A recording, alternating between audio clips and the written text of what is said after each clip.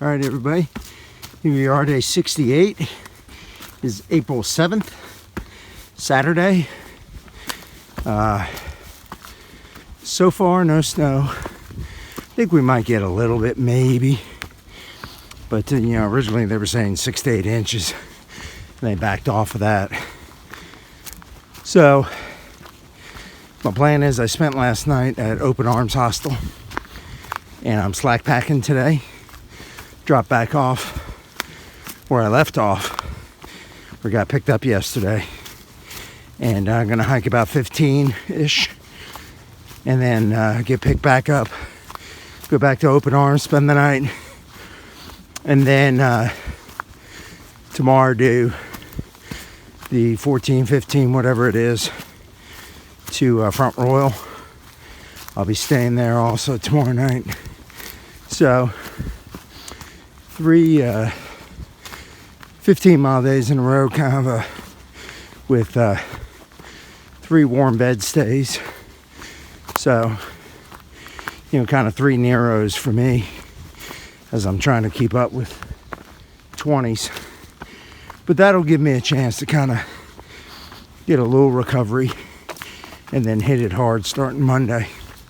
So last night at the hostel, ran into Scratch again. He came and stayed.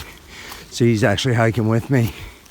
He had to tie his shoes, so he's back there. But he'll be continuing on further today. He won't be staying at the hostel. So had a good time with him. Dinner last night. All right, I wanted to cover a couple things that came up in comments. One was somebody asked me about my physical training routine prior to the hike to get ready. And I didn't do anything really specific other than, obviously, with my Boy Scout troop, we did some hikes. We hike. And, I think if you're going to do this, if there's anything that you do physically, get out there and hike. That's what you got to do, because that's what you're going to be doing. You can't simulate 8 to 12 hours of hiking a day up and down mountains at home. Just can't do that. That's how you get ready. But, start out some weekend hikes, day hikes, weekend hikes, and then I think everyone needs to do at least a week-long shakedown hike a month or so prior to going. Within a month prior to going. Just to get all your gear checked out and stuff. And I spent about 6 months kind of researching gear and slowly purchasing gear. Obviously, there was a lot of stuff I had due to scouts and my previous hiking experience. But, I looked at everything I had and said, okay, is this going to be sufficient, or do I need to upgrade it or whatnot? You don't have to spend a ton of money. And sometimes, you might go with cheaper stuff on some things so that you can get something more expensive on, let's say, a pack or something, some of your bigger, more important items. But physically, hike. That's kind of what I did. I did some exercises and stuff like that, but I didn't worry so much about my weight and trying to lose weight or anything like that. I knew I'd lose weight on the trail. When I started the trail, I was probably the heaviest I've ever been, to be honest with you. So physically I wasn't in the best shape of my life by far. Definitely not. However, hiking wise, I think, I'd done a bunch of hiking, and, that is probably the key thing, because, your feet, your knees, your legs, that kind of stuff. Hiking is just so different than, you can walk on a treadmill, you can walk on a stair climber for 8 hours a day. It doesn't simulate hiking because you don't have the roots, the rocks, the unlevel ground, the soft ground, the hard ground, the ice, the snow. all those things. You can't simulate that, you know. So the only way you simulate that is get out and just start hiking. So if you're going to do one thing, hike. You know, and that'll also tell you about your shoes with blisters and things of that nature.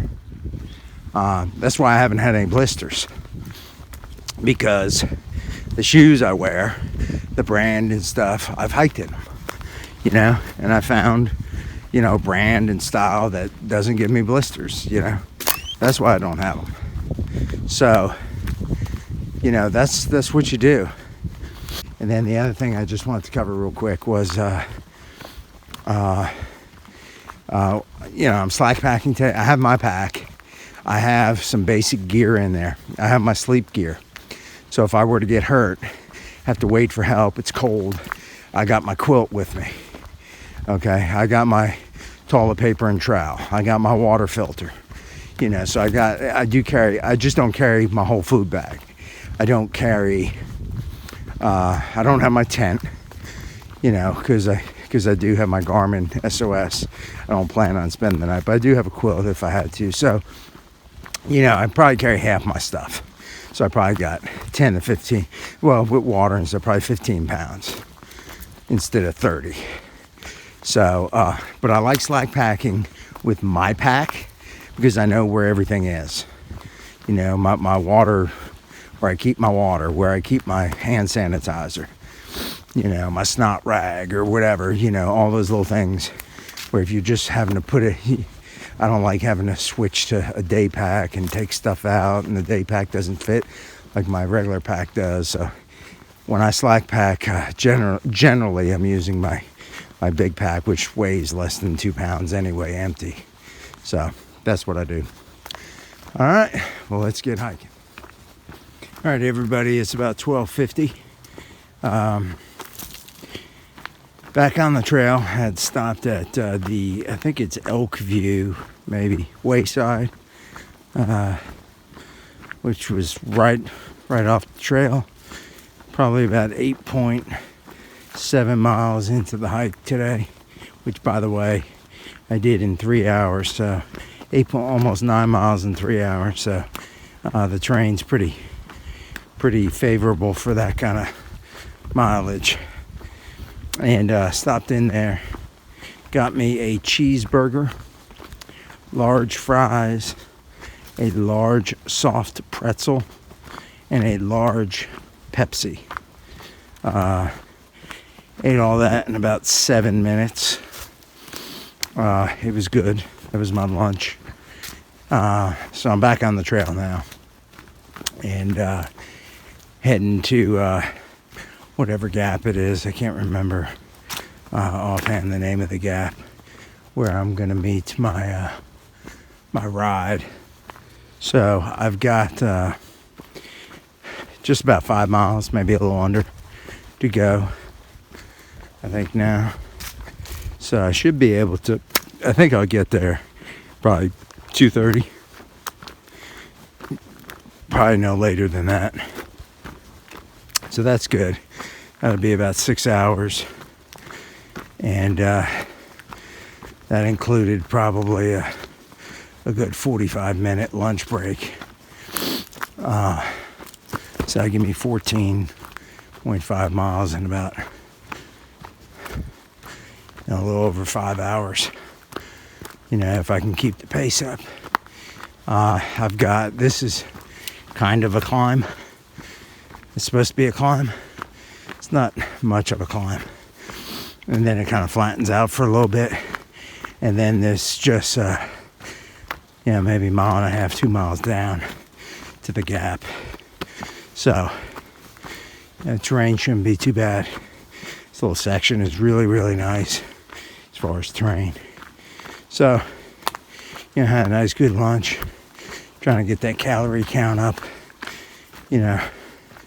Stave off some weight loss. And I want to get back to the hostel. We'll do a little tour of the hostel. And then I'll work on getting some more videos uploaded.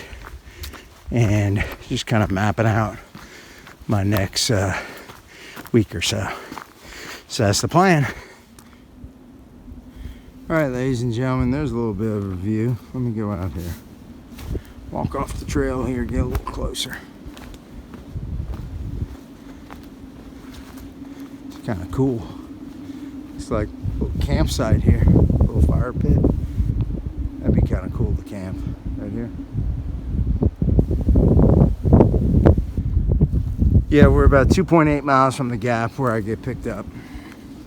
So another hour and 15 minutes, I should be at the gap, the parking lot, getting picked up. So that's cool. You can see there's a few little flurries, which is cool. A lot better than the 8 inches they predicted a few days ago. So I'll deal with a little bit of flurries. Hopefully, I said it doesn't get crazy. Just want to be able to get to the gap and have the road be open, which it should be. I mean, unless we get the blizzard of a lifetime in the next hour. So that's that. Good day today so far. Smooth sailing on the trail. Made really good time. Did get a little cold. I'm glad I'm not having to sleep outside tonight. I think this, my plan, 14 yesterday, 14 and a half today, 15, 16 tomorrow, into Front Royal, spending 3 nights in a bed.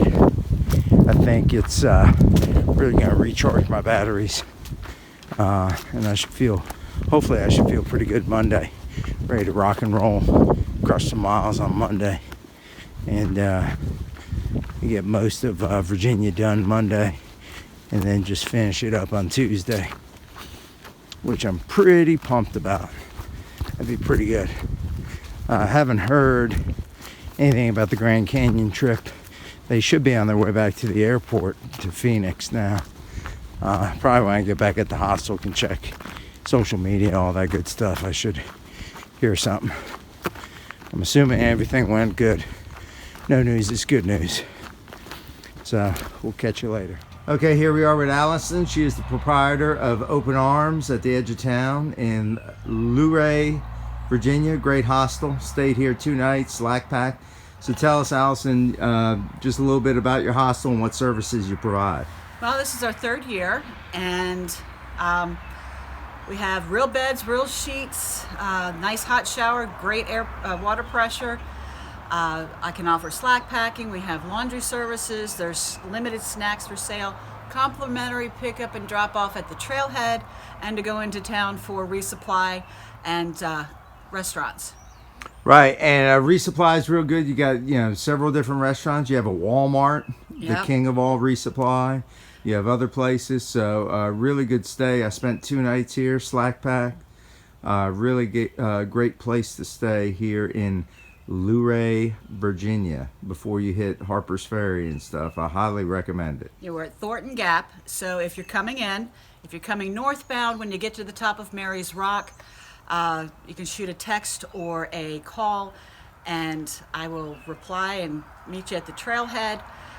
Give me a couple days notice, especially if you're in the bubble and coming up through, to make certain that I've got space for you. Also have limited tent camping. Limited tent camping gets you access to the house and Wi-Fi and towels for showers. And the Wi-Fi is really good here. My videos that I uploaded, it's been the fastest Wi-Fi I've had on the trail. Yes. Actually. Cool. Yeah, usually I have to forget the Wi-Fi and use my LTE to upload, even at some of the hostels. But this one, my videos were uploading the fastest I've had on the trail. So, All right. good stuff. All right. Happy hiking. Thanks, Allison.